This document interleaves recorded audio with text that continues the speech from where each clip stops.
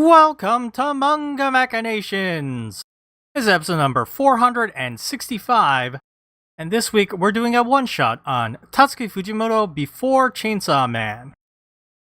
I'm Dakazu, and with me is Star Fox 8. Hello, everybody. And Seamus2389. Hello. Hello, everybody. Morgana is out this week. She'll be back next week. And so, this week we are looking at the collection of one-shot works by Tatsuki Fujimoto. That will be our main segment discussion. But yes, welcome to our podcast. We are essentially a book club for manga. We like to focus on more unknown manga, things you probably haven't heard about. And we are recording live on YouTube. youtube.com/mangamactv. We have a chat going. Tyler from Germany is in chat. Hi, Tyler. Hello, Tyler. Darfox is on his video cam. You can see his video feed. Darfox, your hair is down today. Yeah, looking extra gorgeous. I washed it earlier, so when I wash, I just let it air dry. I don't usually use a dryer, unless I really need to go to bed or something like that. So it's just gonna be out all today. I'll probably put it up in the evening, because when it dries out, it definitely gets in front of me, and it's definitely annoying. But when I put my headset on, it kind of works as like a headband. So I just push it back all behind the cans of my headset. Mm-hmm. Looks like you have a hairband on. Yeah. Effectively, I do. Yeah, if you want to see Darfox's gorgeous hair, you can go and look at the archive of our live recordings. So even if you are a podcast listener, listening like on a podcast app, just head over to our YouTube channel to check out the recording. And you can see all like the visual references that we make. Usually Darfox is very good about putting up like a couple sample panels of like manga that we're talking about. So it's a good time. People should check it out more. Yes, please do. Don't forget to check out that live action One Piece review that Darfox did with Amber. That's also very good. Yes, and Amber was here yesterday actually, and we are kind of working on a couple things. We did work on an ancient video we did for Blood on the Tracks. It's almost done. I hope to have it out this weekend. And we actually shot a vlog, and the vlog will be out probably tonight, if not tomorrow. It's just going to be a very simple vlog where we talk about kind of a lot of stuff we talk about here in the podcast. In the beginning, where we kind of give an update. It's kind of that kind of thing, just a channel update. So new stuff going on the YouTube very, very soon. Very nice. You know, Dark Blood on the Tracks ended. Yes, you mentioned that to me the other day. Have you read it since you told me? I have. I can talk about it a little in our what you've been reading. Cool. But before I forget, I want to mention our coffee. If you want to support our podcast, you can buy us a coffee. Head over to ko-fi.com/mangamac. And you can buy us a coffee to help support us as we buy our manga that we read on this podcast. And Darfox has put the splash page up on the YouTube feed. And thanks again to our donators, Deluid, Vicky Dalton, Mia, Dr. Meltface, Wyatt, Port Mexican 72, Philip, Liquidus002, and Exteen. Did you see the special news from Wyatt? I did. Congratulations to Wyatt. He is now a proud father. Yes. Very beautiful baby. Mm-hmm. Very, very. Congratulations. Congratulations, Wyatt. Okay, we'll take down the coffee page. Seamus, how are you doing this week?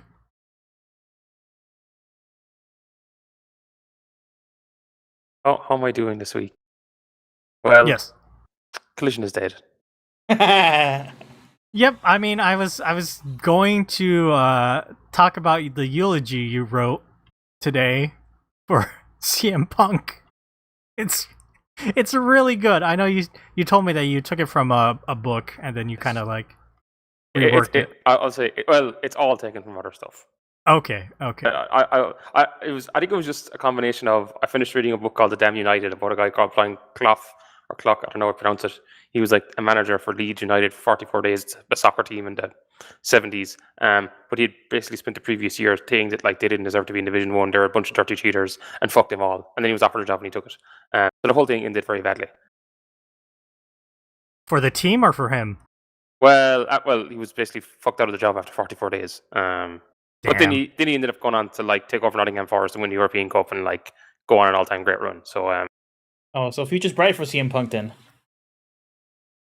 well, CM Punk's already had 4 all-time great runs, so I think he's all right. Should I read this eulogy or do you want to read this? No, I think it's all right. Okay. You gotta go to our Discord, exclusive Discord content. Or follow Seamus on Twitter at Seamus2389. I was literally like on the bus thinking about this, and I'm like, well, I'm on this bus for another half hour as I go to the library, and then another half hour back as I go to smoke. So You want to smoke again? see, the library I go to, the bus that takes me out to that library passes by where smoke is. So Oh, you lucky bastard. so to be fair, it is quite a trick. It's like a 50 minutes to an hour out in that bus out to the library because where I was staying with my aunt and uncle, but I still had a couple of books left over, and I actually took out another one with me when I was there. So All right. Oh, what did you have today? I went back to the full rack of St. Louis ribs. I prefer them to the baby back ribs. What is the difference between St. Louis and baby back ribs? Is it the sauce? No, see, the sauce is there's only 3 types of sauce: Memphis, spicy Memphis, and Carolina. I think they said what they were saying. There's a bit more like they're a bit fattier. Oh, my mouth is watering. Yeah, they're still very good. I was like, right, I'm going to have breakfast relatively early and then not eat a lot so I can get the full rack, along with cornbread, barbecue beans, some butterscotch, root beer. I tried their peach cobbler, which was all right, but I don't know. I was like half one bite, I'd be like, this is nice. The other half, I'm like, I don't know if I even like this. But I've never had peach cobbler before, so I can't really comment on it. Peach cobbler is a dessert that's easy to make. Like, it's really hard to fuck up. I think it needed more like pastry. Like more what's the word for it? Whatever, like they have like a pastry or some kind of whatever they put on the top of it. I think it's just flour. So it Yeah, was more whatever fruit they do. than flour. I see. But it was like time. I think the whole thing that kicked it off was for some reason when I finished reading The Damn United, I was thinking about like I was trying to remember this whole thing with me and CM Punk. I've realized is like a rerun of the whole Zack Snyder Justice League thing in me again. Okay, wait, hold on. You gotta break it down for me. Fucking Manga Mac. Fucking bingo card. We're going back to Zack Snyder. Darfox is perked up. Because think of it, you had Zack Snyder's Justice League, and it was CM Punk's Collision. Okay. And now Punk, But we got Zack Snyder's Justice League. Oh, okay. So like the original production of the Justice League that was stilted by all the stuff that happened would have been CM Punk before the suspension and the brawl out. exactly. Okay, I got you now. But also the fact that I was like, I actually like was following this stuff and I was reading rumors and like, I don't know, fucking made up a Twitter thread of like random quotes. Because I think for the Zack Snyder thing, didn't I like rework fucking Easter Catholic vows for us as the intro for that bonus episode? You did. That's what I kind of mean. It's like, usually I just ignore all this stuff, but for some reason, these two, and they both involve like people arguing over stuff that normally I have no time for, and then I'm like, no, there's one side to this I agree with, and the other side who I'll think needs to just fuck off and die. Sometimes you can wade deep into the drama and just kind of like, get your pants dirty. Well, that's great, Seamus. Oh, Chris from Canada is in the chat. Hey, Chris. Welcome, Chris. Okay, anything else to say about AEW Collision, Seamus, or should I move on? Just look at that card, like Christ. It's like Rampage 2.0. It's like the disposable show. Which is kind of nuts because they have so many people. Like they should be able to fill out multiple angles, multiple rivalries, multiple like interesting matchups, and they should be able to fill this out because they have that many people. But I guess I don't know. Whatever. That would require someone who's a confident booker with a sense of long-term vision. Oof. And that man was CM Punk. That man is gone. And also the ability to actually enforce his will, which I guess is probably the point. Like he seems to have just given a degree of control over that show that like no one else is given over booking AW. I agree with that. I think for some I think there's more than enough intelligent people in that company. For some reason they don't speak the fuck up. I don't know what's going on. Like they just want to stay like they don't want to hurt Tony Khan's feelings. I don't know. I don't know what's up with it. Not like Tony Khan. I just think that the proof is in the pudding. There's a lot of people that have been wasted in AEW, and that was the whole argument with WWE originally, that they would waste people, right? So, But in good wrestling news, CMLL are having their 90th anniversary show tonight. No, it's last night. Or is it tonight? Actually, I must look this up. Is today Mexico Day? Today is Mexico Day. I'm going to type Mexico Day into Google and see what happens. All right, well, you typed that. I would like to mention that Tyler in chat says Tony refuses to let women wrestle on TV, which is not a true fact. But it does seem like the women roster are kind of a throwaway. September 16th, it is today, yes. Oh, okay. I did notice like random Mexican flags. I was like, what? And then it was like CML shows today. I don't know quite what it is. Is that streamed anymore? They CMLL and streaming. Oh Christ! I don't fucking know anything about CMLL. So like it used to be for ages. They streamed all their stuff for free on YouTube, so you could like watch it. But it was really weird. You could watch it for free on the Friday live stream, and then they wouldn't put up the archive stream till like 2 weeks later. And then they were doing a thing where you paid like I don't know however many dollars through like a pay-per-view service. And now what it is you could pay that to watch it live in the night. Now they have a YouTube membership, and they put up the shows like 2 weeks, like they used to do before. But now it's behind the membership. So it's a mess. What it is. I don't know, like the YouTube, like I'm just like, all right, it's on YouTube. I wait 2 weeks, grand. Like that's what I was used to before. And I don't know, like the membership's like $8 or $9, and like CMLL is good now again. AAA has gone to shit, so that's where my focus now for Mexican wrestling is. And this has been your wrestling checkup hour with Sheamus. Chris from Canada says we're not talking. Wrestling is not wrestling; it's wrestling. Wrestling. Wrestling is a different thing. Wrestling is what Collision could have been. Chris says, when is the Galactic Muscle podcast episode? The week after I get back from Japan, because I'll have probably spent those 2 weeks like attending as many wrestling shows. Hopefully, my time in Japan will be at least one wrestling show a day every day for 13 days. Damn. I think he was making a reference to Kinnikuman, but I'm not sure. Anyway, let's move along for wrestling talk. I'm going to have to timestamp this entire section so people can skip over if they don't care.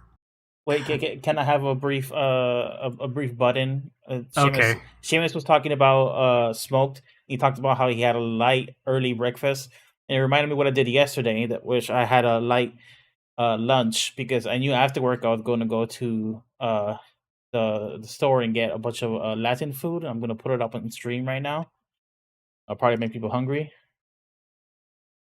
Latin food? Like just... Yeah. So stuff that's like pan South America / Caribbean. So, what's on stream right now is potato balls. These are like imagine like mashed potato balls that you stuff them with ground beef and then you fry them. They're very good. And this is just a chicken sandwich. It just has grilled chicken in there and like just some vegetables. It's good. It's like I don't always get a Cuban sandwich because I'm not always the biggest fan of pork, but a Cuban sandwich is definitely a more famous version of this, and it's also pressed. This isn't really press so much. Wait, did you just said you're not the biggest fan of pork? What the fuck does that mean? Okay, so this is when I get disowned from my parents and stuff because like, Cubans and pork is like, I don't know what other stereotype you could think of. Like, didn't you make a whole pulled pork thing like a couple months ago or whatever? Yeah, because my parents really like pork, and I'm fine. Pork is good. Like, I like pork, but I'm not like the biggest pork fan. It's just not. I'd rather have chicken most of the time. You know what I'm saying? Have you had bad pork? Is that the problem? Like, what the fuck, dude? No. Human beings have preference. We are not all the same. Chris from Canada is like, you don't like bacon? What the fuck? I like bacon. Bacon's pork. Yeah, I know, but when we talk about roast you pork, wanted to take a quick aside, and now you're getting blasted for your fucking anti-pork bias. I'm not getting blasted for any anti-pork bias. If you think Darfox is crazy for not liking pork, please write into our podcast, mangamachinations@gmail.com. Listen, all I'm saying is that this chicken was pretty good in there. You can't even see it. Also, croquettes. These have ham in them. Ham is also pork. I don't know if y'all know this. We know this. What the fuck, dude?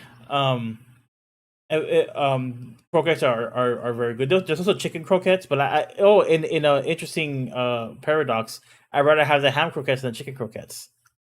So there you go. There's one for pork.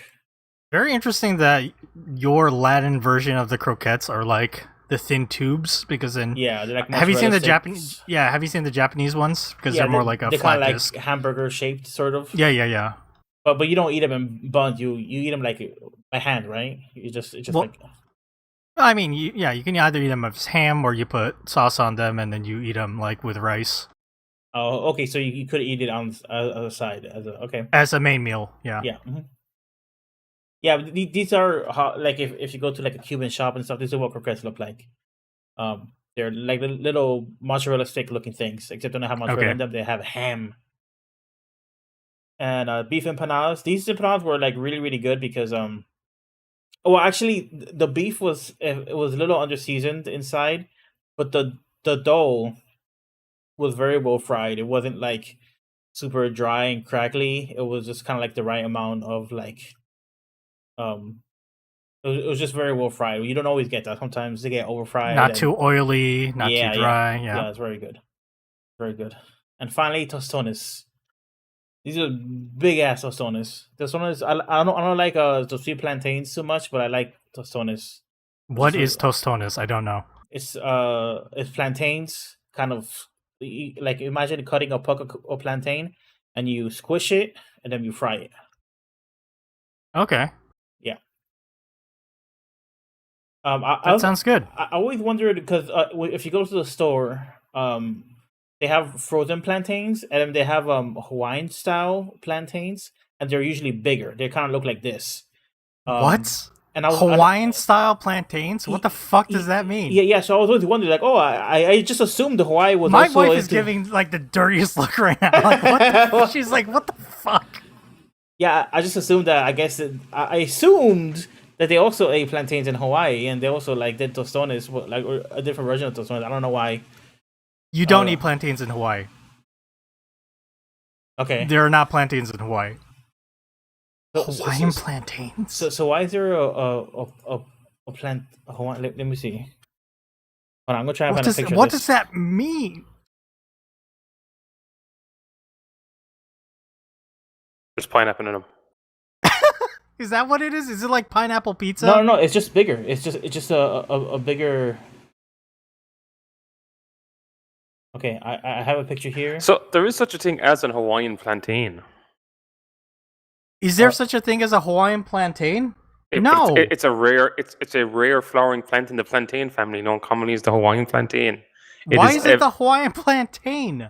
Because it grows on the island of Hawaii. On the Big Island? Yes. That seems totally different from what they were talking about. Because this thing is a rare plant. Yeah, my wife is like, she has never heard of this. She's from Hawaii. She's from here. What the fuck? Are you sure she's actually from there? Come on, she hasn't heard about Hawaiian plantain. She's from there. She knows everything about the place. No, no, she doesn't know everything about the place just because she's from here, but she would have fucking heard of Hawaiian plantains. Wang, wang. All right, just look at the picture I put up. It says tostones hawaianos. It's Hawaiian green plantains. I don't know why they call them that, but basically they're the big ones. If you don't buy the Hawaiian they're type, fat. they're smaller. They're fat boys. Okay. Yeah. I don't know why they call them. They have bananas here. Regular bananas. My wife is looking this up right now.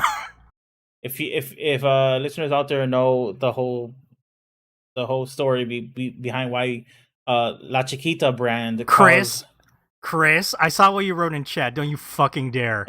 Uh-oh. I will ban you, dude. That is not okay. That's like that is a trigger, okay? That is not cool. I know you're trying to make jokes here, but that's not okay. Don't do that. Sorry, Dark, go ahead. Yeah, if anybody has any idea why La Chiquita band or brand calls him this, just write in and let us know. You played Mahjong with my wife, Chris. How dare you?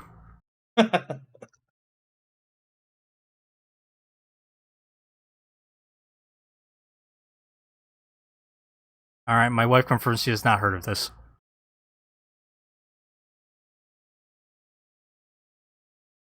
All right, that was my food minute. I spent a lot of money Friday just on food, but it's lasting us the whole weekend, so it's whatever. Thank you for saying that my wife is lovely. Thank you, Chris. I appreciate that. The banhammer recedes. You know, I was gonna read an email, but since it's already been 20 minutes into this podcast, I think I'm gonna skip an email this week. Because holy cow, between Sheamus's wrestling and your fucking pork bias, we've gone off on rails already. What the hell? I had an email from Tyler, but I'm gonna have to save it till next week then. Tyler, you sent me another email about One Piece songs, and we're not gonna answer that email because nobody's gonna be able to answer that. Not even me. So, sorry. Just giving you a heads up. Chris, this is just wrestling and food podcast. Yeah, so far it is. So we're gonna go ahead and end that preamble, and we're gonna move along to some what you been reading.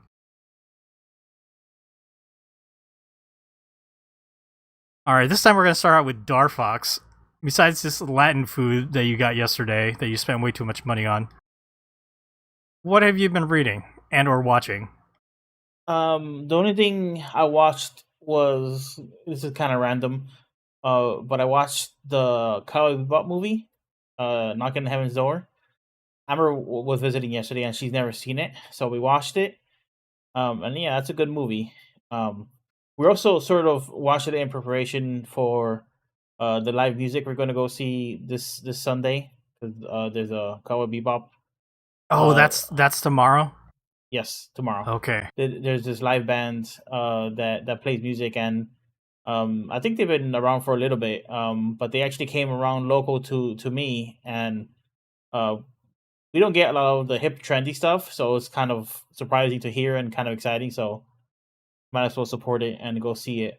I think it's going to be like an audio-visual type experience where they will have a screen up on the stage playing scenes of the anime, right, as they go through some of the soundtrack.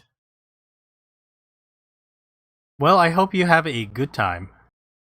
I hope so too. I'm not sure what to expect, but I do expect. How much live music have you been to? Have you been to rock concerts or whatever? No. I've never been to a concert. I've heard live music here and there, at bars and stuff like that, but never I guess you could say never a professional stage performance. You'll probably have a good time. Probably. Odds are high. I mean, I would probably not be having a good time. That's all I'm saying. Live brass is hard. Live brass is hard. It's usually bad.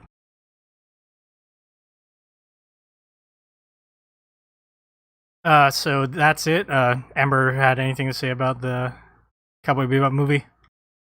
We got in an argument about Spooky Donkey because you remember the movie, the reference to Spooky Donkey? Not at all. I haven't seen that movie in ages. Ages, yeah. Okay, so one of the characters is a hacker guy, and he was playing a video game, and he was like, "I was just 500 points away from seeing Spooky Donkey." And gets mad at Faye because Faye broke his video game. Um, for years, I've been calling it Spooky Donkey, like a donkey that's spooky. And the movie takes place during Halloween, right? So it always made sense. But the subtitles say Spooky Doki, like Spoke Doke, but Spooky Doki.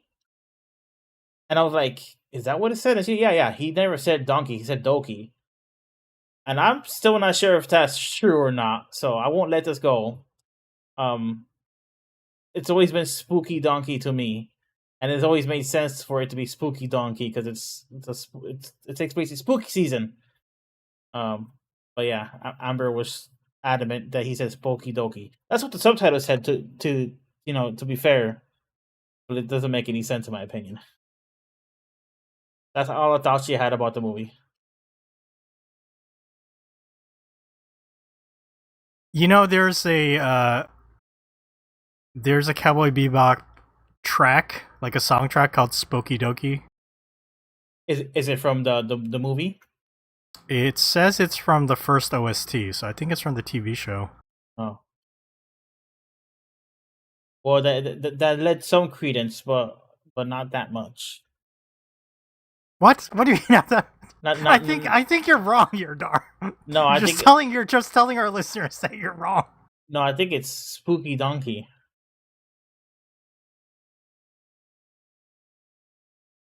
Okay. I guess we're just at an impasse now. We're ending the podcast! I joke. Dar, you don't want to talk about the Three Kingdoms we've been watching? Do we want to talk Three Kingdoms? I mean, we did see the most epic scene in Three Kingdoms, the most epic episode of Three Kingdoms yet, which was Guan Yu going through the five gates to deliver his sister-in-laws. Yes, a very famous part of Romance of the Three Kingdoms. That section of Three Kingdoms was kind of like it felt like the last piece of the Three Kingdoms puzzle, because Three Kingdoms is kind of like a gradient scale. And I'm just speaking of watching the TV show, but also just kind of engaging with like the reputation of Three Kingdoms, the fandom of Three Kingdoms, the memes. On one end, it's historical fiction, and then you kind of go towards further away from that, and it's also like morality tales where they use history and they kind of change it so that they could have these tales about very arrogant generals getting their comeuppance and stuff like that. We also saw an episode like that where I forget which character. Sun Ce. Yeah. He had 700,000 troops, and he lost against Cao Cao, who only had 70,000 troops. Oh no, that's Yuan Shao. Sorry, I thought you were talking about Sun Ce, the guy who was like this mid sorcerer is full of shit, and then he. No. Okay, that wasn't him being arrogant. That was just him. I don't know, messing with religion. Yeah, not going along with the times or whatever. So like you get away from the historical fiction and you get kind of some nice morality tales, and then you go all the way to the other side, opposite of the historical fiction, and it just becomes superhero stuff. It just becomes like Guan Yu is a fucking superhero, and he will fucking cut your head off if you don't let him pass through this gate. I know it was really fun. It was probably like my favorite episode just because it was the most entertaining episode. It just most shit happened compared to any other episode in that episode. Like they had all the five gates. Every time they stopped them, there was like a little mini scenario that he had to deal with. And and then like if after he passed the five gates, it wasn't over because he had to he had to deal with the fact that Zhang Fei thought that he was a traitor. So there's a whole like there was a whole like reunion that was kind of like very very fraught, very dangerous. Yep. It was some good television. A lot of very adorable practical effects. Because some good beheadings. Yeah, so there was a lot of beheadings because Guan Yu, he has that big staff with the blade on top of it. He has the blue dragon glaive, yes. Yes, and the actor does a really good job of just being like, "Oh, you challenge me," and I mean, he lifts up the staff when he's like threatening somebody or someone threatening him. He just fucking chops people's heads off. We had a couple of scenes where people's head would get cut off and we see the blood spurt. And then there was one really good scene that we just lost it at. Was he cuts the guy's head off and then it cuts to a scene where the guy's head on the floor, but it's clearly an actor like, who's been buried in dirt. Yeah, buried in sand, and he's in the foreground. In the background is like a dummy without a body that just kind of falls down, or sorry, a dummy without a head that kind of falls down. But the head on the floor does a little bit of emoting before the actor pretends he's dead, so he kind of like rolls his eyes and but like he doesn't do a great job of it, so it kind of looks like the head is just like looking around, and you could see like the dirt on the floor shift a little bit because when he was emoting, like he must have moved his shoulder or his chest a little bit, so the whole ground shifts a little bit. It was very adorable. It's very well done, even though it's clearly fake. But it's very fun when stuff like that pops up in Three Kingdoms. B-movie horror charm is what I would call it. Yes. Yeah, there's a lot of that stuff in Three Kingdoms.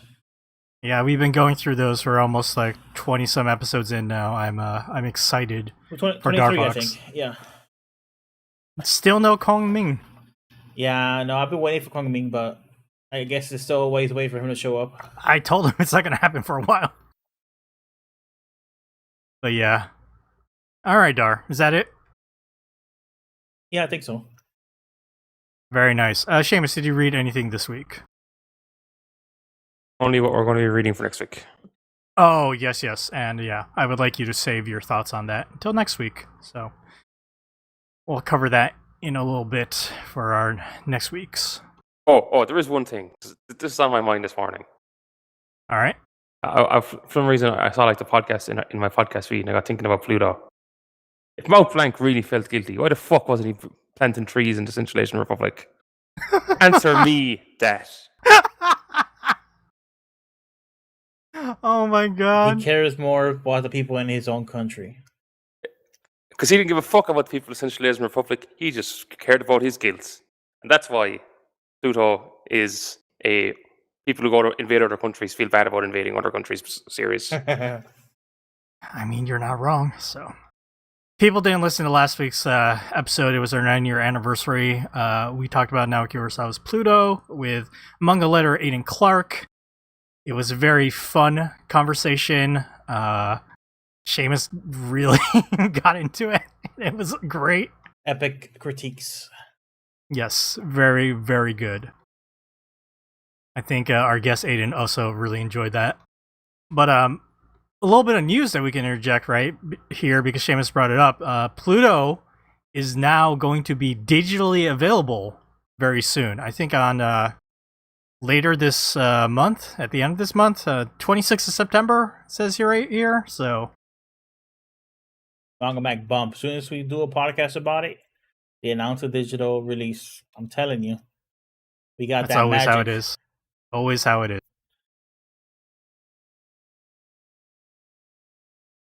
All right, just that, Seamus. Yes, just that. Okay. Well, I read some manga this week, and last week Aiden was talking a lot about Master Keaton and how there's a thing called Master Keaton Remaster. That is kind of like a single volume sequel to Master Keaton, done by Naoki Urasawa. I picked up the volume and I read it, and I was like, I've actually read a little of this before. Some of the stories, I forget where it was published, but I think Big Comic Original. I might have like caught like a part of this. So it's Aiden last week was talking about how Master Keaton is the series that does take into consideration a lot of socio-political issues, especially in like Europe. Seamus, you had a lot of critiques of Pluto based on like Naoki Urasawa's handling of that like material, how it was not correct. Well, I think I mean I don't know because I'm not an expert about European politics and history. I'm pretty sure he does a pretty good job. I just sent Seamus a link and Darflex a link to the Shogakukan e-comic website where this volume is. If you click on the white rectangle with the red triangle in it, that will give you the sample pages. And there's about 35 sample pages here that you can look at. And this is a story of Master Keaton, who is a insurance detective investigator. He's also an archaeologist. The series is about him. He's half Japanese, half British, and he travels around all of Europe in different places and solves cases, and usually involves some kind of archaeology. He specializes in ancient weaponry, so he uses that to get out of sticky situations sometimes. He's also a former member of the SAS. Is that the British Special Forces? I think. Yeah, I think so. Yeah. So he has some military background. This first chapter that Darfox has just put up on stream is about human trafficking happening in Europe. And I'm pretty sure he covers it pretty well. I'm gonna get in deep about one of the stories here. So slight spoilers about this. I know I know Master Keaton is available in English, but I don't think this remaster, which takes place 20 years after the original series, is available in English. But Seamus, there's a story about the IRA and the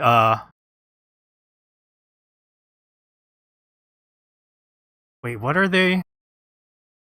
The RIRA? Yes, there is a group called the RIRA. Okay. Or there was a group called the IRA. Yeah, there was the OIRA, the PIRA, the RIRA, and I think the CIRA might also was also knocking around there at one stage. All right, I'll give a quick synopsis, and Seamus can tell me if this sounds like okay, or if it sounds like Pluto Naoki Urasawa like malarkey. Bullshit. Yeah, malarkey. But the episode is about an old man who is visited by Japanese journalists saying, "Hey, you're a retired person who worked with the London police force, and I've been contacted by the sons of a man who is a spy in the IRA. And I want to shoot this, documentary series." And the old man is like, "The man is dead. He was captured and found out by the IRA and murdered. And you have led the sons to me." So Keaton has to step in to try and save this person. But this old man, basically, the spy he set the person up as a spy in the IRA because this person was in Ireland and he wanted the unification of Ireland. Is that what it is? Or he wanted peace, basically, between Northern Ireland and is it between North Ireland and South Ireland? Seamus, you're gonna have to correct me. You're going to say Northern Ireland and Southern Ireland. That'll piss off the Unionists. Okay. So, just kind of wanted peace between North Ireland and South Ireland, and this old man suggested to this spy, person, go in, become a spy. We'll protect your identity, protect your family. But what happened is, this old man, he got a transfer at his job. and in Scotland Yard, and because of the transfer, all people working under him they lost the protection and connections, and thus this spy was found out, and he was murdered. I think he was murdered on Christmas Eve in a cabin where they're like, if you can survive this, we'll let you out because it's Christmas Eve. Isn't there like a Christmas raid that involves the IRA? I think that's what this is a reference to.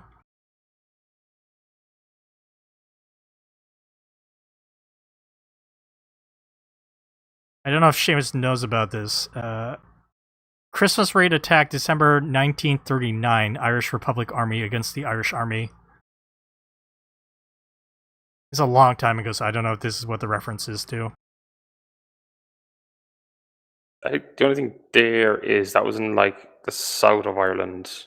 Okay, so this is probably not it. Yeah, probably just something that they made up with. Anyway, the reason that they're doing this is the old man is like, I'm gonna let these kids, the sons of the spy, kill me because I let him die. It was a bad thing that happened. I will accept my fate. And Keaton steps in to save the day. He takes a bunch of newspapers that they have at this small wooden cabin, soaks them in water, puts them against the wall because it's the middle of winter. He's basically making piecrete. Do you know about this, Star Fox? No. It's a substance that is a frozen ice composite made up of usually sawdust and wood pulp and ice. And it's supposed to be strong enough to stop bullets. So Keaton makes this newspaper ice piecrete, and then they survive the attack of bullets because of it.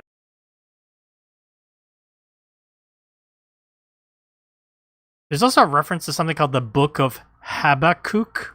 Do you know about this, Seamus? How's it spelled? Habakkuk.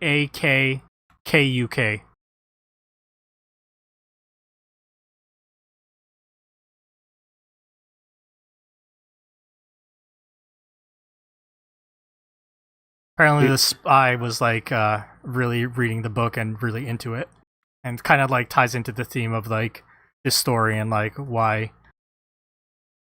they survived, and like Keenan kind of like convinces the old man not to like get killed and live a life. Go ahead, James. Sorry. I'm like looking this up. Like what? Okay, it's part of the Bible. Oh, is that what it is? Okay. It is the 8th book of the 12 minor prophets of the Bible. It is attributed to the prophet Habakkuk. Habakkuk, gotcha. That's how it's pronounced. Yeah. But Seamus, everything I explained for this Master Keenan, do you anything that sounds kind of out of place or wrong or anything? Them letting him live if he survives Christmas Day seems a bit odd. I'd be like, nah, I think they'd just like shoot him in the head and bury him somewhere. Apparently, their father, the spy, was executed that way. So, yeah, that's how they end up surviving. Because they do the same thing. They shoot up the cabin, but I think that sounds more like a contrivance for the sake of the story, as opposed to we're going to take you out somewhere remote, we're going to shoot you and bury you, and you'll never be found. Yeah. And then it turns out, I don't know, that the head of the who did they say that was? The RIRA. Yes. Yeah, no, the IRA was riddled with British spies. Like the head of the PIRA, the Provisional IRA, which were the main IRA, at one point was a British spy who was like head of internal security. So he was head of the unit that was going to be like finding internal spies. But he himself was a spy? That's crazy. Yes, or sorry, an informant, I guess. Wow. Yeah, there was all sorts of dodgy shit involved in and actually the British government just passed a law last week basically saying, look, no one involved in any of this on the British side can be convicted of like any crime anymore. Oh, nice. How convenient. Yes, very convenient. Like, no, we're not looking into any more of these, like, what different military units or police units are, like, MI5. Or, like, to give an example, the current head of the police in the south of Ireland was a former higher up. I don't know, was he head of the I don't know, was he head of the police in Northern Ireland, but he was fairly high up. And it's like, well, clearly this guy is probably involved in all sorts of illegal shit. So like, why are you putting him in charge of like the Southern Irish like police force?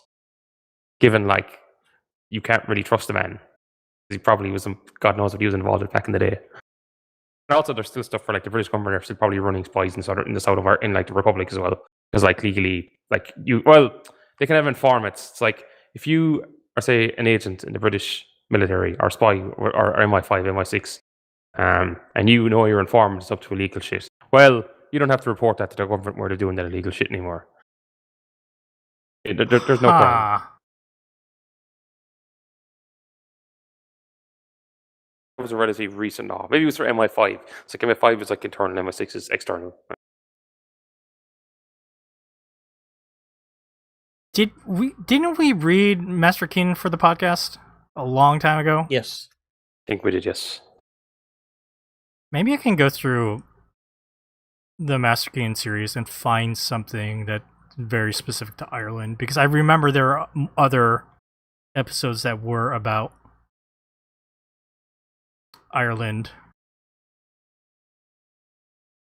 And have Seamus check it out and see if it's does a better job.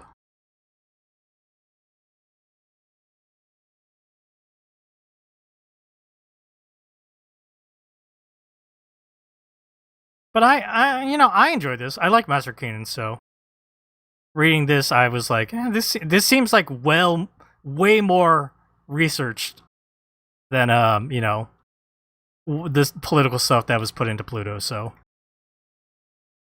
I think Pluto was less the research and more the, I guess, the philosophy. I would say like it was the research in that. Well, more so, he seemed to be like there's no real internal consistency in terms of like, the UN was involved in Iraq, but no, they weren't. That was Afghanistan, and there's like two major differences there in terms of like what led up to it. But he jumped to the after occupation invasion and left out everything before, even though everything before kind of plays into like why stuff played out the way it did.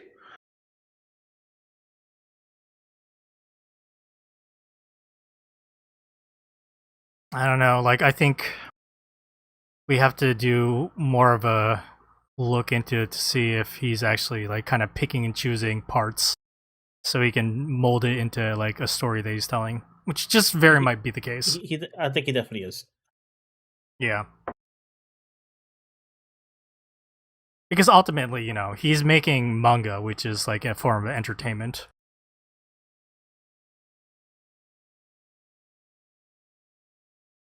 But yeah, that's what I read this week. I also played a lot of video games this week. I'll talk about that very shortly. I finished Armored Core 6, which I loved. I would call it my game of the year. It might be one of my favorite FromSoft games, Star Fox. That says a lot because I'm a huge FromSoft fan. Yes. I famously bought a PS4 just so I could play Bloodborne. And I bought a PS3 so I could play Demon Souls. Yeah.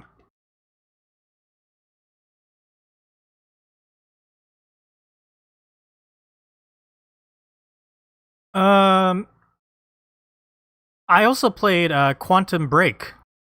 This is what I know you want to talk about, Dar. You're a big Remedy fan, and you're looking forward to the Alan Wake 2 that is coming out soon. Yes, very excited for Alan Wake 2. Quantum Break was always a game I wanted to play, but because it was Xbox exclusive for a long time, I didn't play it.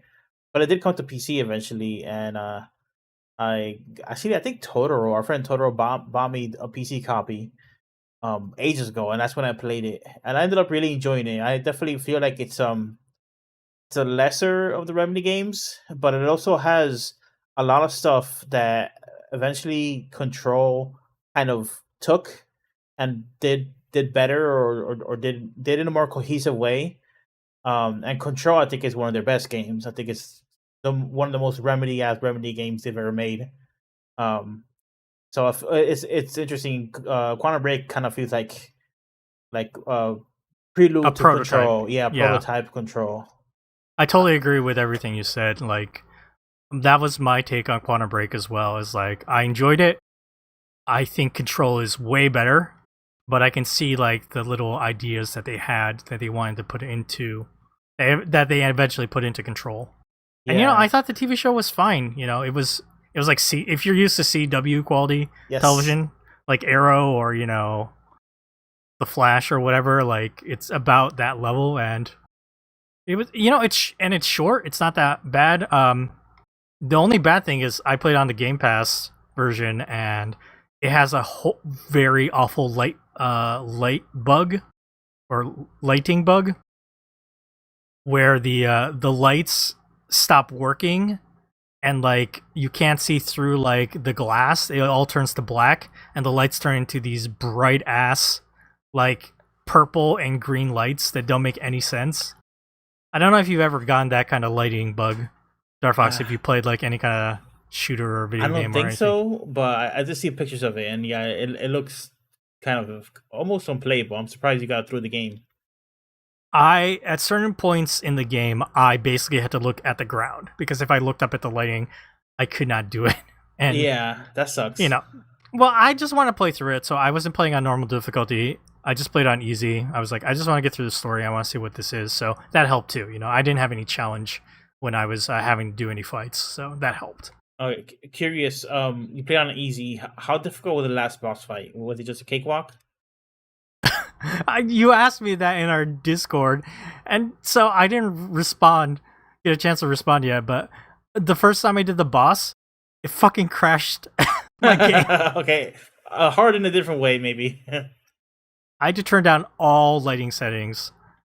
It was a little confusing because he does big blasts, and you're just supposed to run away from them until like he's open, and so I only had to do it twice after it crashed. Like, okay. you kill the regular guys, and then the bad guy starts doing blasts, and then you run around the area, and then when you get a chance, you just go for it. And I was like, okay, I can do this. Yeah. The final boss fight is kind of infamous in that game because the checkpointing is pretty rough, so that there's kind of a few phases in that fight, and like the final checkpoint includes like way too many phases, so it's like you really have to just like play it well for too long.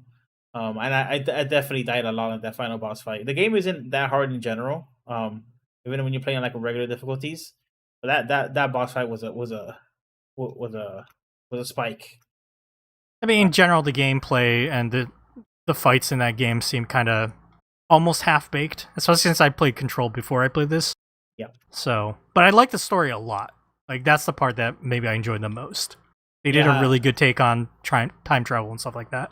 How did you like the I guess the celebrity casting? It feels like they did the Kojima thing before Kojima did it, where Kojima Death Stranding, they got a bunch of like well-known actors, and all the characters were the actors motion capped and face captured.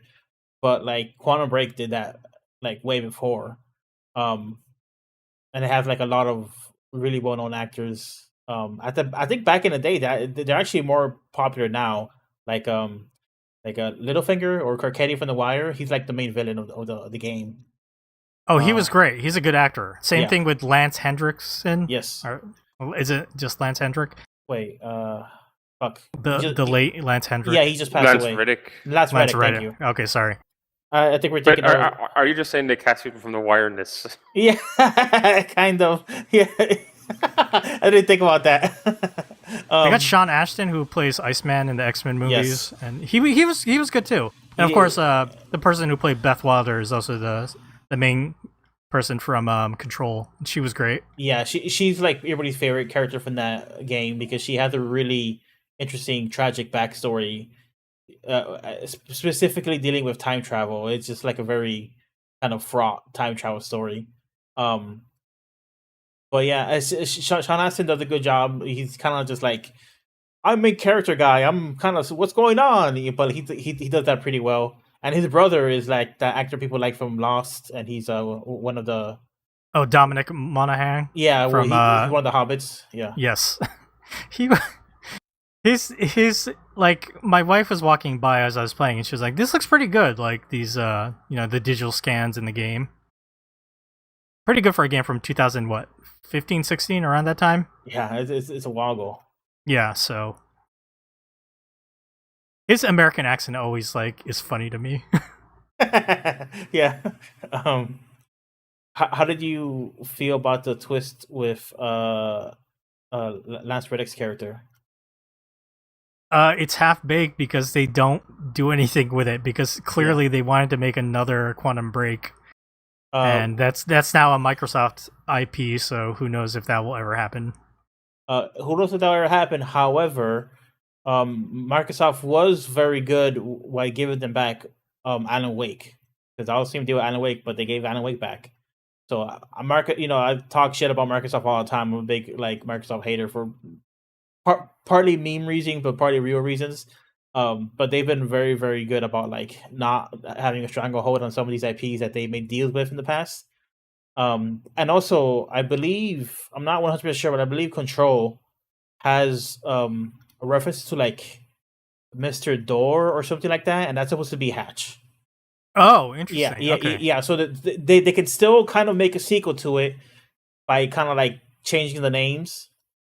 Because especially with Control is all about like these extra dimensional entities and stuff like that. So like just essentially the multiverse in Control, and they can kind of call things differently. And in essence, it could be the same character, but they just kind of reference him as something different. Yeah. So I think they're going to continue the Quantum Break story in roundabout ways if they get to make more Control games, and just kind of like you could see Jesse from Control being like a alternate reality version from the girl Oh, from Beth Wilder. Beth Wilder. Yeah, you could see that happening, and you could see like the Beth Wilder character getting some sort of conclusion or resolution, because the Quantum Break actually just ends on a big cliffhanger where it's like, hey, we're gonna go try and save this character at the end, and you're like, okay, well, I guess we will never see them to save that character. But I think they'll actually wrap around it eventually in some sort of side quest or something.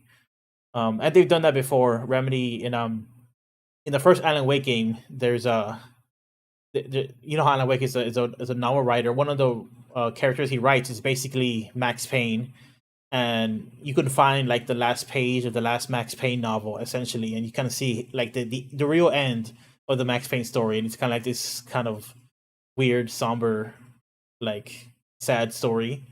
But yeah, they're really good. Like Sam Lake, the guy who writes Remedy, he's really good at like having kind of like that meta conclusion of franchises and like nods for the fans. It's a lot of fun.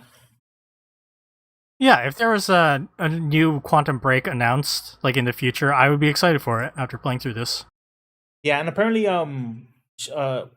wait, did you say his name is Sean Astin? Is that his name? Sean Ashmore? Ashmore. Yeah, apparently he's been on social media being like very open, like, yeah, I would want to do more Quantum Break stuff. So like, I think they have all the ingredients. They just kind of need the means and maybe the time.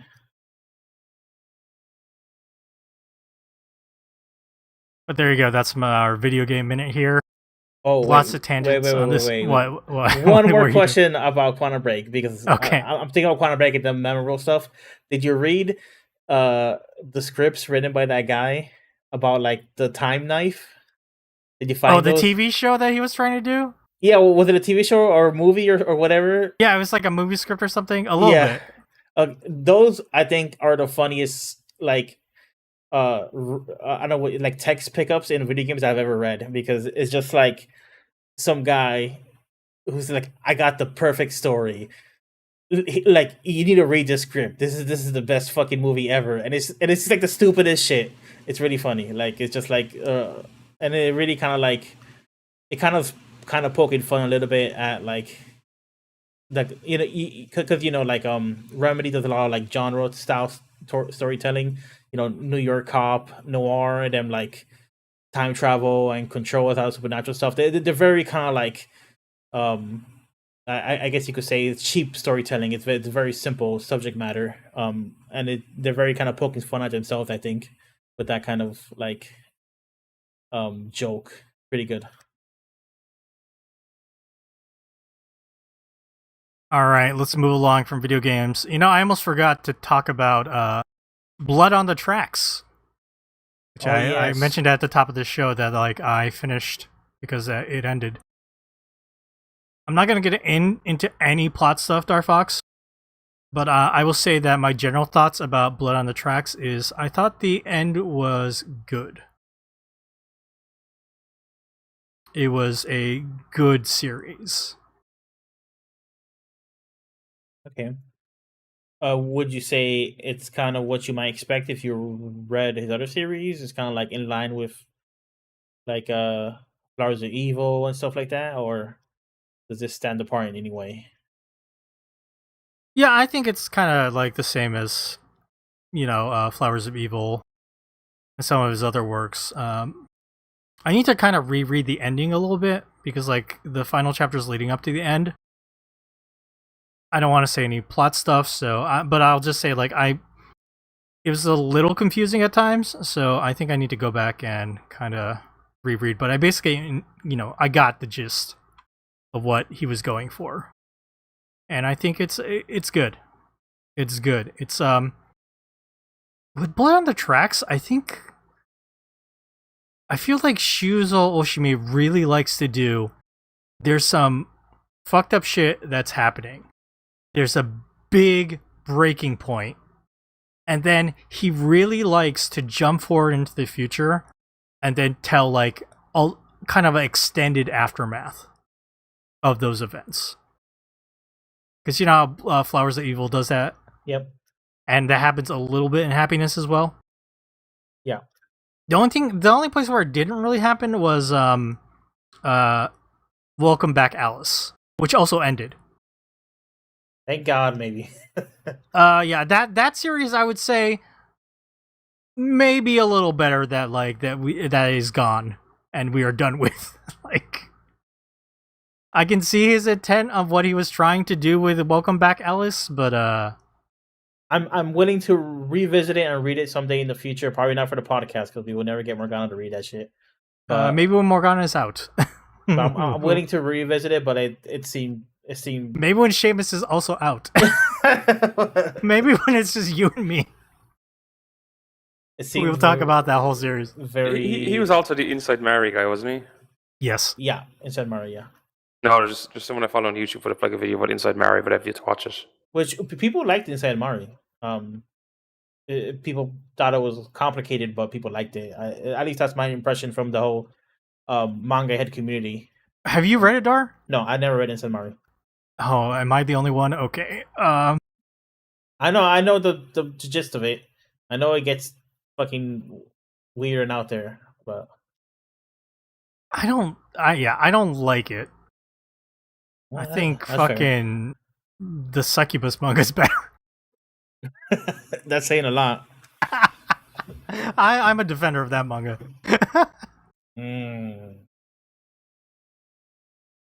But yeah, I guess that will be my thoughts. I'm sure we'll revisit Blood on the Tracks at some point to talk about everything. Maybe in a big spoiler talk between you and me, Dar, or something when you finish it. Stay tuned for the video that's be going up soon that talks about kind of like the first half of the story, a little bit of the second half. Yeah, that will be up on our YouTube when you put it out. Okay, let's end what you've been reading. Really quickly, I have some news that Morgana is ecstatic about.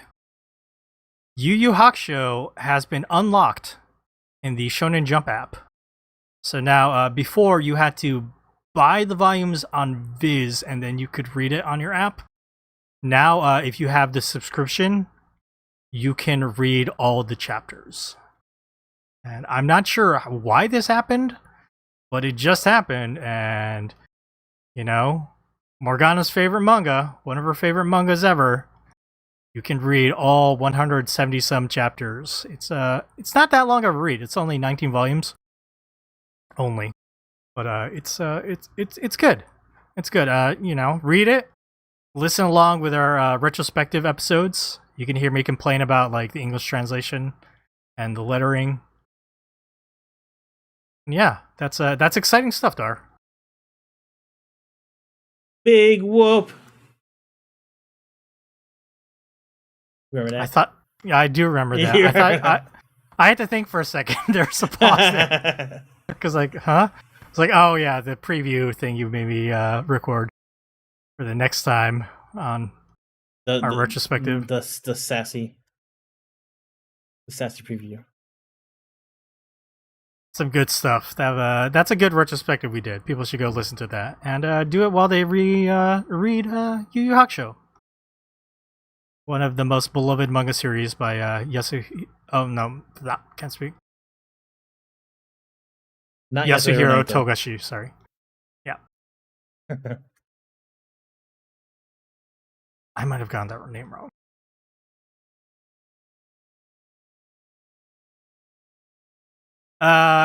Anyway, let's move along. Before we get to our main segment, let's talk about next week. Next week, Morgana will be back, and Seamus wanting to read something, so we're all going to read it next week. We're going to be reading Okinawa by Susumu Higa. This is a big collection of Susumu Higa that's being put out, 500 pages. And it's being put out by Fantagraphics in association with Manga-splaining, the podcast. Or their Manga-splaining Extra line. So, one of the first projects that they actually put up when they said they were going to do Manga-splaining Extra, doing extra content, and working together to get stuff published, which I think is awesome. I wish we had that fucking pull power, Darfox. Get shit published under our podcast name. Just you wait. Hopefully in the future it'll be coming out. But yeah, there is also a podcast episode, their 100th episode, Manga-splaining, covered Okinawa, and I talked with Jocelyn Allen, translator and friend of our podcast, who translated Okinawa. So we're gonna read that book for next week. Make sure to put a link so people can check it out if they want to. It's not a cheap book. I will say it's not a cheap book. This is it's Fantagraphics, so it's if you get the hardcover, it's real nice. But it is also available digitally, so that is also expensive. So beware of that. But yeah, I'm looking forward to reading this. I wanted to read it, so I'm glad it's available. And yeah, we'll be reading it for next week. Stay tuned for that. Okay, everybody, we're going to take a short break, and when we come back, it'll be time to talk about Tatsuki Fujimoto before Chainsaw Man.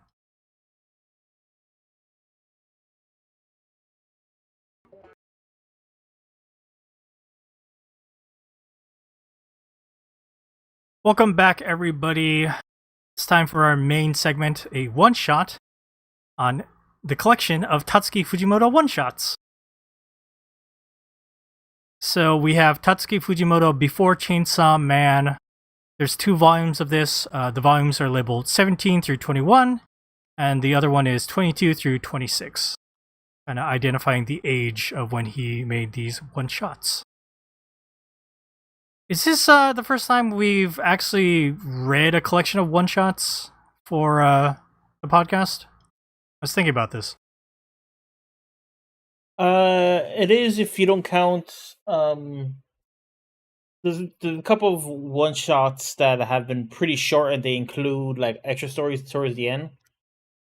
I'm thinking of what's the name of the fucking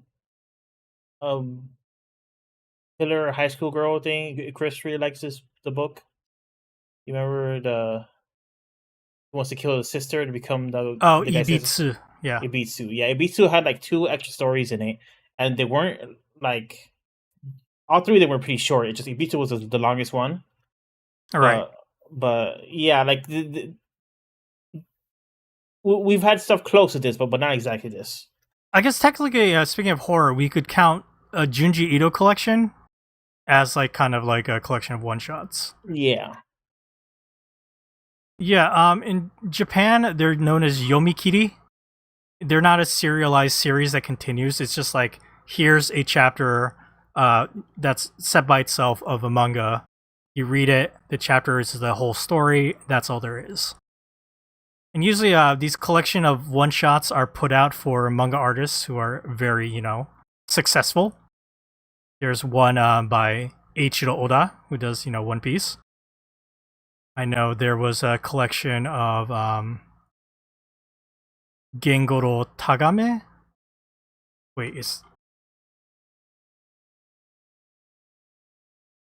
no, not Gengoro Tagame. Sorry, that's my brother's husband's Gengoro Tagame. You're man. thinking about the fucking H.P. Lovecraft guy, right? No, that actually wasn't what I was thinking. Oh. I was thinking of the Demon Slayer manga artist Koyoharu Gotoge. They have had a one-shot collection that was put out after the conclusion of Demon Slayer. So these are a collection of works that they might have been serialized, maybe they never were, but they've been collected and put in this volume to be put out. So usually when you read these, I would consider reading something that is more incomplete, something that is an earlier work in the manga artist's career. Not the case here because we have some stories that are a little older.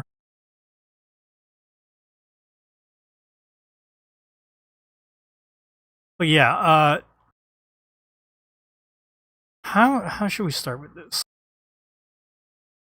I guess I'm gonna turn to Darfox first and kind of ask you, because you're such a big Chainsaw Man stan, and we read Fire Punch, which came after some of the beginner works here, kind of looking at Tatsuki Fujimoto from age 17 through 26, kind of the evolution of his storytelling, his art, his stories. What did you think about these one-shots? There's 8 of them. 8 stories total. And yeah, you can read this on the Shonen Jump app, I should say. And that's where we did. So, was there, I don't think there was.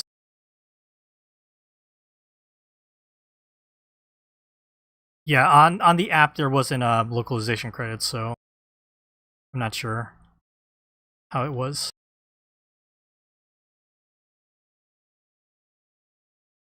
But sorry, Dar, go ahead. Give us your thoughts. What do I think about it? I definitely think it's it reads like beginner storylines, especially in the first volume, which is like chronologically earlier. But it is interesting how much he repeats kind of ideas and motifs of stuff that he really likes. So as a fan, it's really fun to read it, even if probably half the stories of that were just kind of like they're like okay-ish. And the other half of that were pretty entertaining, and I'm glad I read them. But yeah, I think it's interesting to see like somebody who I think is a really smart creator and a very creative person, I guess play around with their young and see them coming up with ideas and see kind of what falls flat a little bit. Like the mermaid story, I thought felt pretty flat. But even like the roughest story in these two collections, the roughest story was very first one, I think, which is about the humans hiding as chickens from the alien invaders. That one was, the art was really, really rough. The idea was just like barely logical at all, but it was still kind of entertaining, and it was still like I still kind of enjoyed it. So occasionally you see like raw talent here, but for the most part, I think you're just seeing a pretty creative young kid learning and playing around. Do you know what's funny about that first story, Darfox? What's that? So the title of that story is translated into "A couple clucking chickens were still kicking it in the schoolyard." Yeah.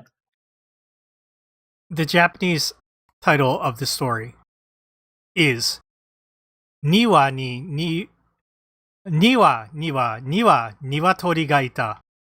It's a fucking pun. Did you hear how many times I said Niwa? Yeah.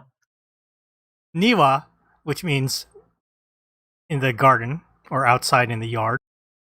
Niwa, there are. Niwa, two, or two birds.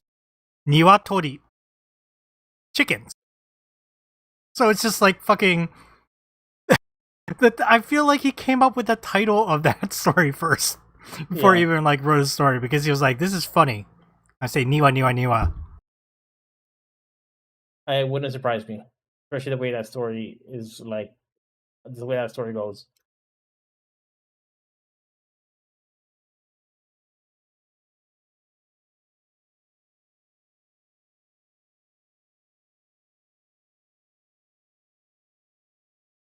Did you see, like, I think that story had the after each of these stories, there's a little write up by Tatsuki Fujimoto. And it wasn't included on the app for all of the stories, which was a bummer. Right. Did you see the write up for that story, the first one? I don't remember. What was it? So he wrote it between the time he was supposed to start college, but everything was delayed because that was the year of the Tohoku. Oh my god, I can't think of the word. Tsunami disaster.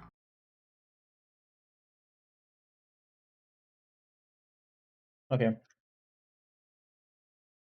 And it was his first time, drawing on paper, and he didn't do any kind of rough draft first. He just started with pen, and he said he learned a lot, which makes a lot of sense. That story is really rough, especially the art wise. It's kind of all over the place. Yeah.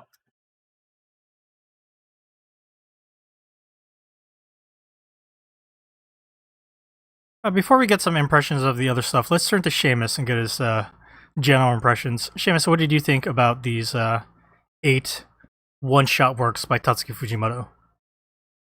I would say a very mixed bag of not good to good / interesting, seeing, knowing where he go with some of them.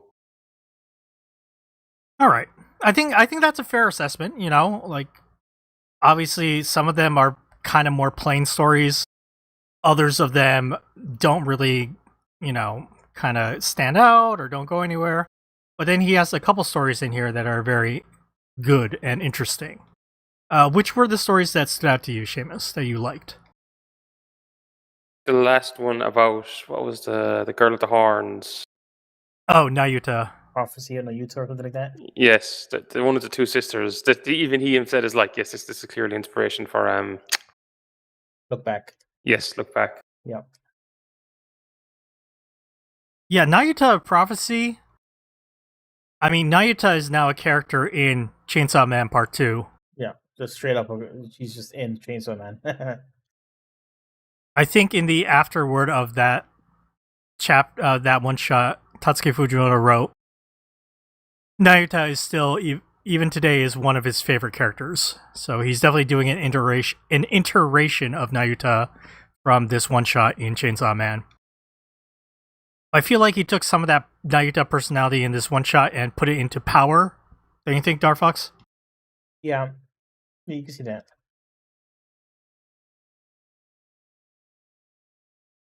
I think those were the two that, like, overall, I thought were like interesting stories, and I think also kind of had the art style closest to what he does now. Oh yeah. The other ones were more like glimpses of, like, I thought the one about is it the Galactic Railroad and the guy's last day at school. Some of the comedy for that is like, oh, he like that felt like very familiar, quickly for some maybe like Chainsaw Man. It was just the art style was not. I don't know, like almost like a heavier, kind of like thicker art style for some of them. Towards the end, you kind of got the more, okay, this is the one he's kind of more going to go with in Fire Punching later on. Yeah, besides the first story, which is obviously his first introduction work, the Cluckin' Chickens one, that story on, you see kind of this art style emerge out of these one-shots, but it's not the one that we're used to from Fire Punch or Chainsaw Man. I almost feel like Darfox, the hand of the editor, the Square Jump editorial, which he references a lot when he talks about these. So I think he was writing for the Square Jump editorial, and it's funny, some of the stuff that he writes. But they might have like suggested like, hey, maybe make your art style like this to make it cute, make the girls cute, make it more relatable, readable. And that's what he went with. It's just really funny. I kind of wish there was like more context around that, because he just has like the one sentence things. Because like as a collection, I don't know what I recommended to someone, but as a kind of like glimpse of someone's developing art style, kind of, and artistic ideas, it is interesting. But like, there's not a whole lot of context beyond a couple of sentences in terms of like what exactly was going on in the background there. Do you know what's really funny, Seamus? The first collection, 17 through 21, there, if you buy the volume, there's an afterword. So, and I have the Japanese copies, so I assume this is in the, if you bought the volumes of this, you'll be able to read his afterword.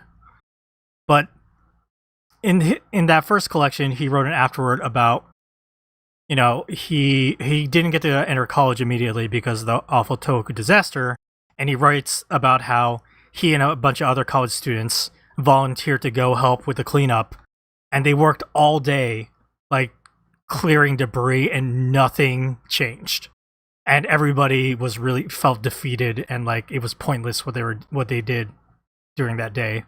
So he had kind of like the sense of kind of pointlessness through the early parts of it, like his life during that time. And now reflecting back on that time, he can look at it and think that it wasn't so bad. And putting out this one-shot collection was actually like not bad either. But he also says, I was against putting out these one-shot collections because you have to do write-ups of your work, and that sounds like a pain in the ass to me, and I don't want to do it. Which is probably why there's only like a couple sentences on each one of these. It's interesting looking into the mind of Tatsuki Fujimoto.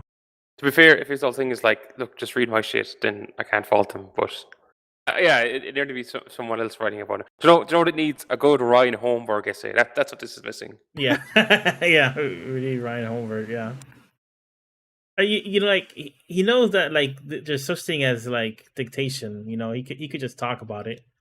Somebody else could write it down and then proofread it. I talked about these collections when they came out, I think. Did I talked about, I think the second collection has a story about him. He had a pet fish that died, and he went to go bury it in like the local park. And then he saw the ants crawling over it, and he had like he was overwhelmed with a feeling of like connection to this fish, so he like ate it. And then he had a stomach ache, and then he lied about what happened to his then girlfriend, and now he's just confessing that in this afterword now. Yeah, do you remember this? Yeah. yeah. That's the afterword in the second one. Fucking so good.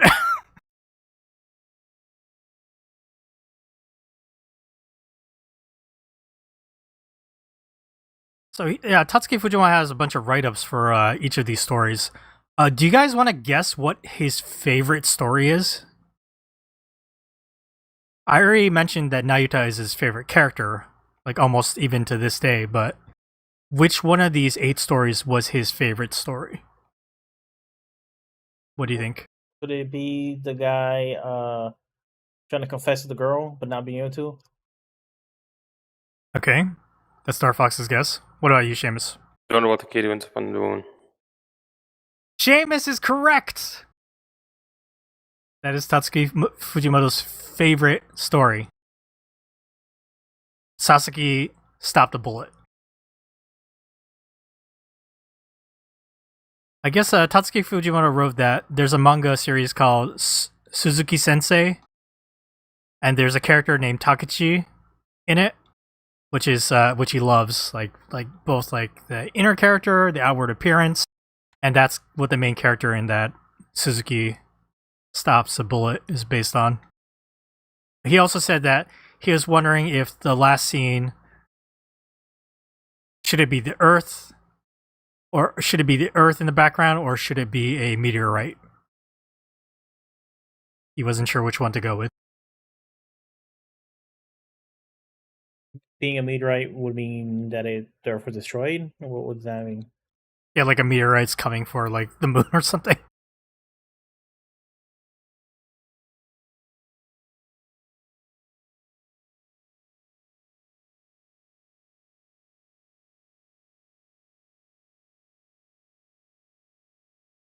Seamus, you mentioned the story about the guy wanting to confess to the girl, right? You thought that was some good comedy right there. Love is Blind. Yes. There was a few moments in it. I did like the bit at the start where I can't remember what did he say. It was like, yes, sir. So, I don't know. Kind of reminded me like some of the actions between whatchamacallit, like oh Christ, Shinji and Power from like Chainsaw Man. They're almost like shouting at each other. Denji. Denji. Yeah. So someone needs to do an old Shinji Power high school comedy. Oh boy. It's just Shinji and Rei, basically. Like the same dynamic. Shinji and Rei, or Shinji and Asuka? Asuka, that's what I meant,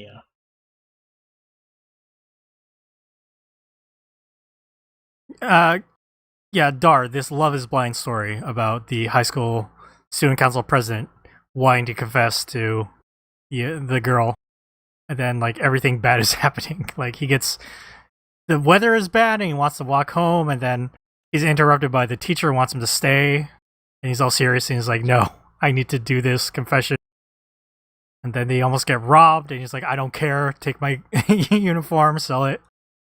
And then the alien shows up and they're gonna blow up the planet. He's like, no, I need to confess. This is not my priorities right now. My priorities is confession. Did you also enjoy that? Yeah, it felt a lot like how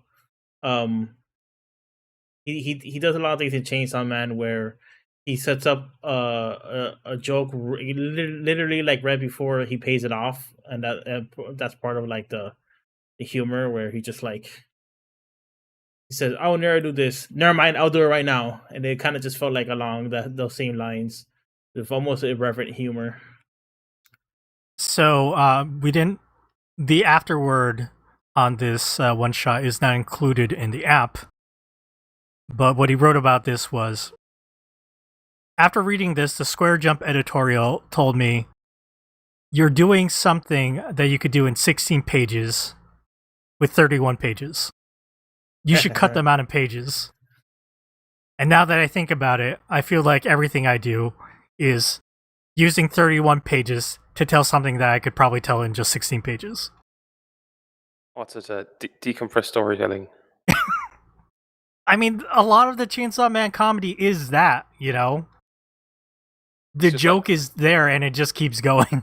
Like, that was a thing in American comics in the early 2000s, was this idea. Yeah, this exact idea. Let's like just double the time it takes. It's like, don't just show the action, show like the process of the action or between the action. I think it works. You know? I think it makes it works a lot. Yeah, it makes it with comedy it makes it like funnier. I think he uses it very well. I think there's plenty of other people who are like, no. All right, this is boring. I don't give a fuck. Just move on. Well, just I mean, like probably the most famous joke in Chainsaw Man is the Family Burger, and that one had so much repetition, and that's part of the joke was that like no way it's gonna happen again. It happened again, and it's like it's very comical, but it's also just like literally the same joke like 3 times in a row. Yep. So he uses it well for dramatic effect when he wants to as well. Maybe it's more in like some of the stuff like Goodbye Eerie and like Look Back.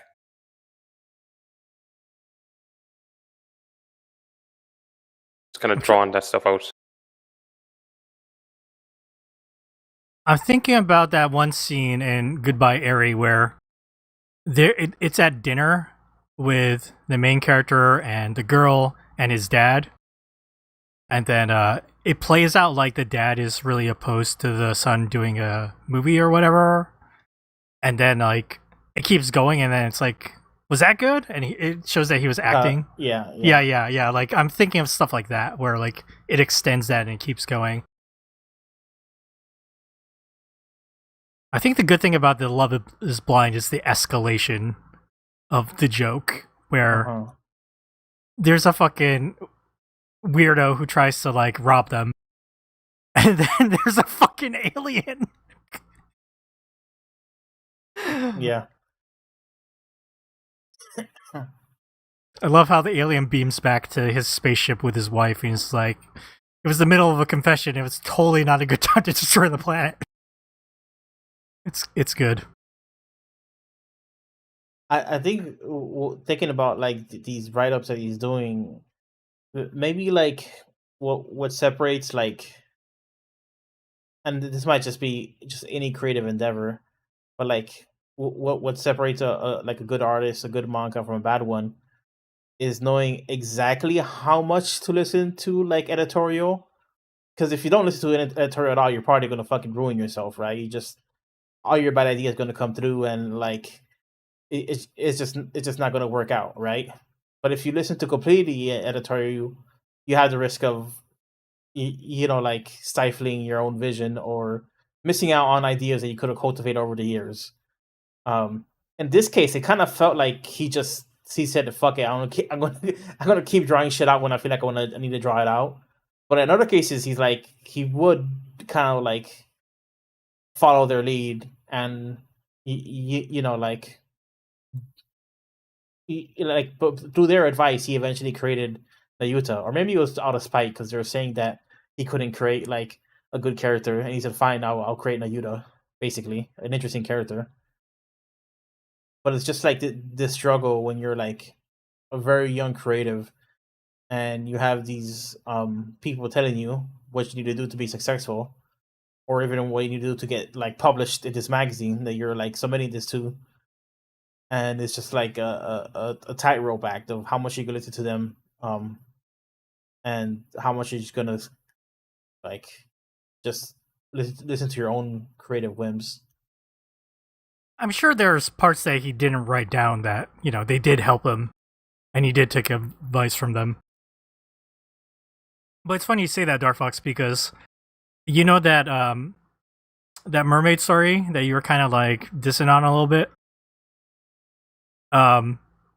He wrote that the Square Jump editorial said that I couldn't write a normal story, so that I wrote this. And I look back on it, and it's just a normal story. So, yeah, Seamus, do you have any thoughts about that mermaid story? It was alright. Like there was nothing all that interesting. That was weird how you got a harem at the end. Essentially, all the mermaids were into him at the end. Yeah, a normal story. Yeah, it's a nice story, but it's not. There's no Tatsuki Fujimoto weirdness that's happening, which is kind of the appeal of Tatsuki Fujimoto. Can a piano play underwater? I did like the bit where like the mermaid person, yeah, you've been eating us for years. Like, what about that? And the fisherman is like, come on, no, like it's a different story. Yeah, it was funny because it normal. It was just like, okay, this is all right. Like, it wasn't like the worst, but it was just like, all right, fair enough. You can do imitation. You can like imitate a quote unquote normal Jump story. You guys know that story about the assassin girl and the vampire? Yep. Tatsuki Fujimoto had a fever, and he was like, "I wonder what will happen if I try to make a story while I'm running a fever," and that's what happened. That's what he got. He also mentioned that he also tried doing a story when he had like a bad stomach like pains and food poisoning, and that story did not turn out good. The editor did not give the pass on that one.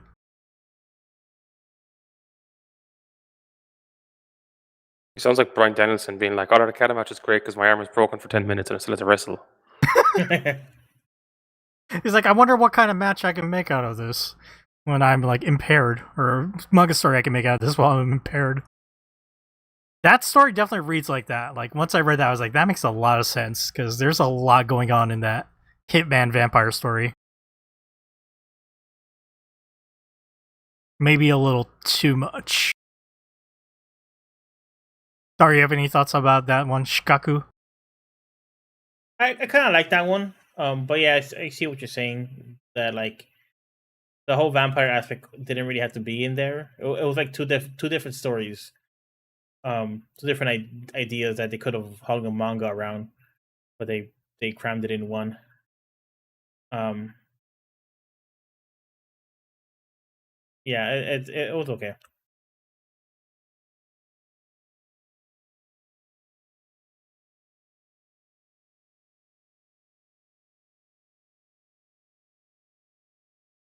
I would like to talk about a story that I did not like here. I think Darfox, you can guess which one I did not like. Which one? I can't remember. Oh wait, is it? Oh, no, which one? The I woke up as girl syndrome one. Oh yeah, okay. Yeah, that was one of the last ones. Was that the last one? No, that was the 6th one. Okay. Yeah, that one's playing with a couple of things that I get what they're going with it. But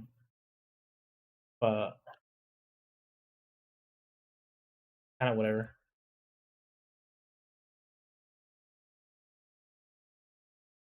Yeah, the only thing Tatsuki Fujimoto wrote about that was that he put it up on the internet, and he remembered that there was a page limit to wherever he was like putting it up, and so people never got to read the end of that story.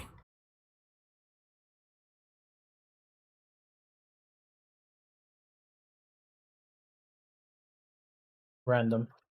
Yeah. He just couldn't be bothered. I mean, let's be honest, I don't think there's that much to say about that story anyway.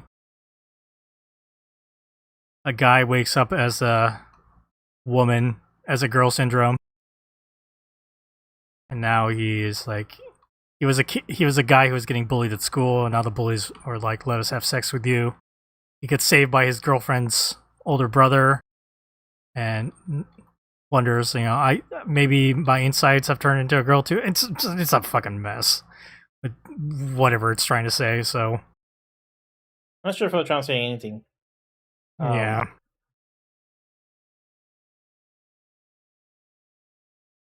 But just some antiquated stuff about like he relationships. He learned to be a man once he became a girl. Yeah, it's not great.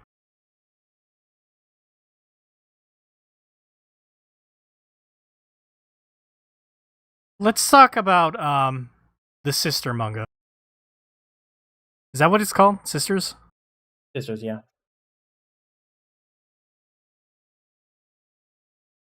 There's nudity in that.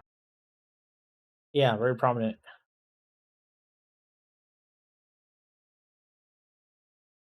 The art style in this is like also very like Chainsaw Man.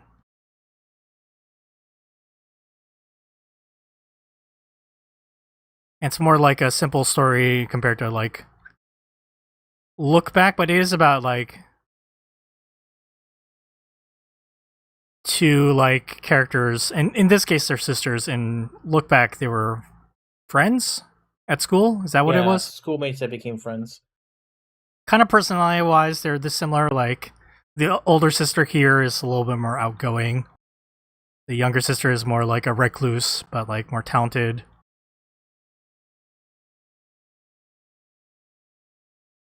Art wise it's very good.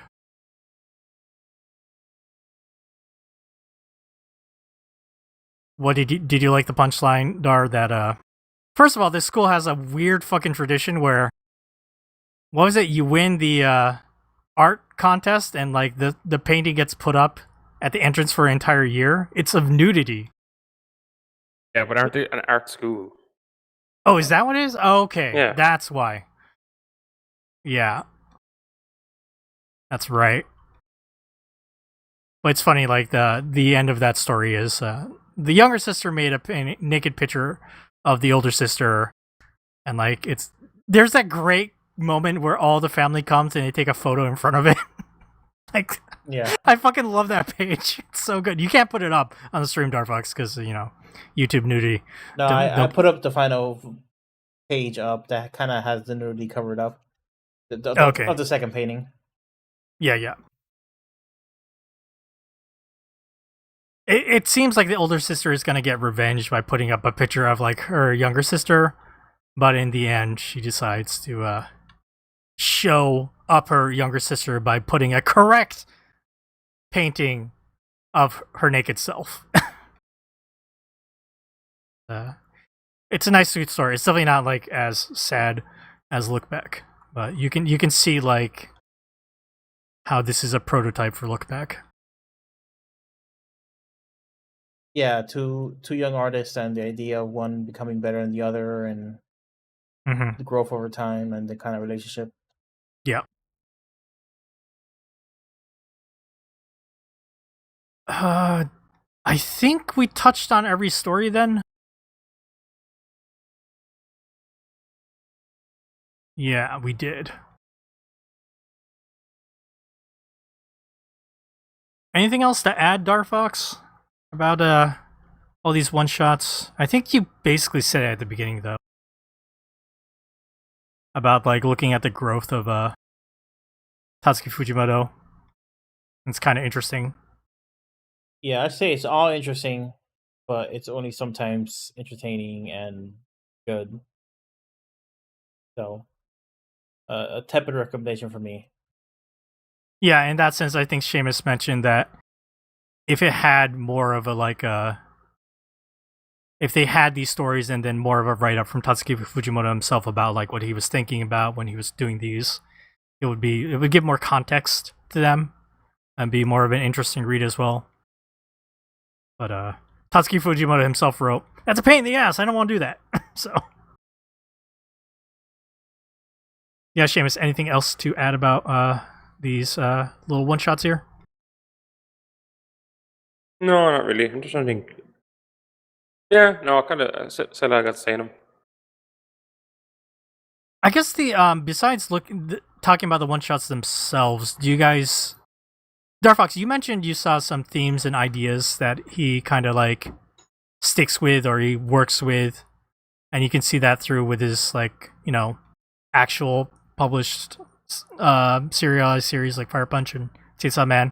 Mm-hmm. I guess we mentioned some of the stuff like the comedy, the dragging out of like the comedic moments, deconstruction. Seamus, is that what you called it? Decompression of comedy. Yeah. What else do we see here that he likes to do? We just talked about the theme of the artists and stuff like that. People growing up being artists near each other. I think like the immortality thing from like the vampire assassin story, like sure that's a big part of Fire Punch. Being bored from living too long, that kind of sci-fi idea.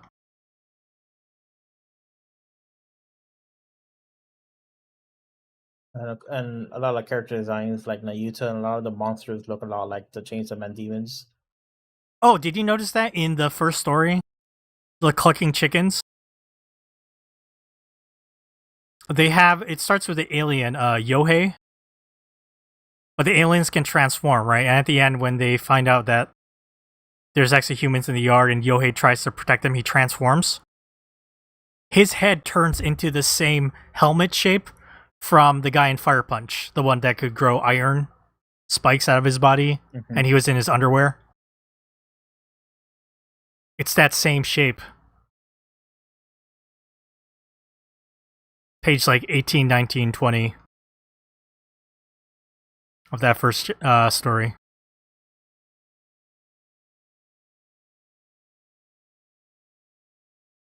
that was one direct reference that I noticed. Besides the Nayuta one from the Prophecy of Nayuta story.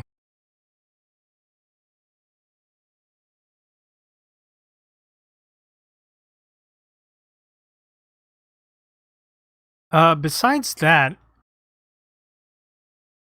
do you guys think Tatsuki Fujimoto also likes... I feel like he likes to do storytelling through, like, character reaction faces.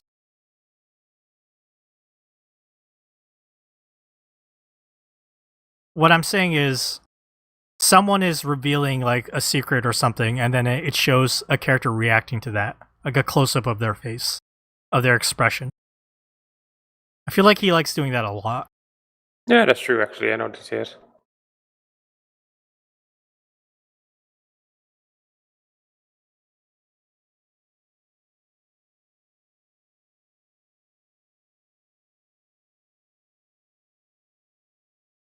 I'm trying to think of anything else, but I think that's about it. Yeah, any other final thoughts, Seamus, about Tatsuki Fujimoto before Chainsaw Man collections? Interesting. I see why they call it before Chainsaw Man. Yeah. It's like, look, Firefox didn't sell all that well, so we'll focus on the thing that's the anime. It sell all that well by comparison, I guess. Like, to be fair, they put out all the stuff and you got enough out for another series, but I think like I said before, the Demon Souls is Dark Souls. Don't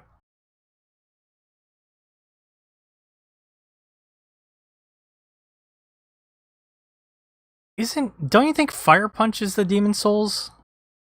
Yes, that's what I mean. So these are the Kingsfield, the really rough. No, because I think even the Kingsfield games are like there's. I don't know. This is like fucking 20 years before when all those people were like at home just making their own games. Right. The Flash games that they made on Newgrounds. That's actually, there you go. This is the Newgrounds. A reference I question how many people listening to this podcast will actually get. I'm old. Back when Flash was a thing. Yep. That kind of idea. Oh, Dark Fox. They had more video game references and comparisons. The Castle Crashers, remember that game? Mm-hmm. They had Alien Hominid, was their first XBLA release, and you mean Newgrounds? Yeah. Yeah, that was based on the Newgrounds. Yeah. Mm-hmm. Kind of like that. I think the case with these one-shot collections is they don't sell that well, and they're only for, like, hardcore fans. I was there thinking, is this like Viz where they're like Junji? That's like, look, we slapped Junji on it. We're guaranteed X many sales, even if it's like just pure shite altogether. There's at least X many thousand people out there who'll buy it. Well, I think the Junji Ito collections actually sometimes put in some of his newer works along with like the older classics. So that's like a little different. These one-shot collections are just like old prototype one-shot works. Some of them actually got published in magazines, some of them did not. But in any case, they did not turn into serialization. This is before they were famous, before they were well known. And that's reflected in these works. You know, they're some of them, like you said, Seamus, are interesting. They're pretty good, and some of them are not. They're pretty mediocre, or in some cases bad. But usually, there are works that have some kind of meaning to the creator. Like over a decade ago, my brother for Christmas he bought me a couple Batman comics, and one of them was Batman: The Greatest Stories Ever Told. It's like this line of books that DC releases. They have some for Superman and some for Batman. It's actually like a really good collection because it has Golden Age, Silver Age. It has some like the stuff from like the late 70s and the 80s. And in the beginning of the book, it had like 3 or 4 pages that was basically like an essay where I forget who was writing it, probably some DC editor, basically talked about every single story that was going to be in the collection and kind of broke it down why it was chosen for the collection. And some of the stories weren't good, but they're put in there because it was the first appearance of this, or maybe this was the first time they had a 2-parter. Before this, like it was always just a self-contained story, but this time the story, you gotta tune in next time to see what happened, right? Um, and then it really kind of broke it down in the way that, like, back when I read it, I really appreciated it, like, oh yeah, so this is interesting, even though it's not the greatest stories ever told about Batman, but it's an interesting collection, and you could kind of see it kind of like over many decades create kind of like an image of a pop culture like image of Batman, um, and like I really enjoyed that. This isn't like that, and well, like if this was like that, then basically all the commentary we would say about Nayuta or the design of the head of the alien would be included in the book, right? And it'll say like, okay, this is clearly like the book doesn't really include any of that like extra text. It's just kind of obvious, but like the book is just the stories and anything that Tatsuki Fujimoto could be bothered to write, which is not much.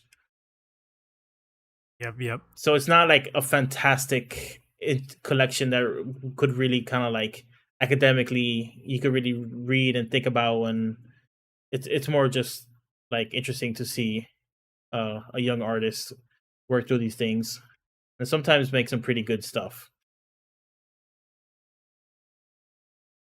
Well said, Darfox. I think we will end on that. Okay, everyone. Thank you so much for listening to us. Thank you to Darfox and Seamus for joining me this week. Reminder that next week we'll be reading Okinawa by Susumu Higa, now by Fantagraphics Books and Manga Splaining Extra. If you enjoyed our podcast, please make sure you subscribe to us, review us, rate us on Apple Podcasts, Google Podcasts, Spotify, wherever else you can find us. Send us emails, mangamachinations@gmail.com. Also on Twitter @MangaMacPodcast. That's Manga MAC Podcast. That's also for Threads, Blue Sky, Instagram. Check out our website, mangamachinations.com. Our Tumblr is mangamachinations.tumblr.com. Buy us a coffee to support us. Head over to ko-fi.com/mangamac to buy us a coffee. Come join us on our Discord server, discord.me/mangamac. We're still playing Mahjong on Mondays, even though this past Monday, not enough people showed up, so Darfox and I just watched Three Kingdoms. But usually we are playing Monday nights around 8 p.m. Eastern Standard Time. Join us. Come talk to us on the Discord. Don't forget to subscribe to our YouTube channel, youtube.com/mangamactv.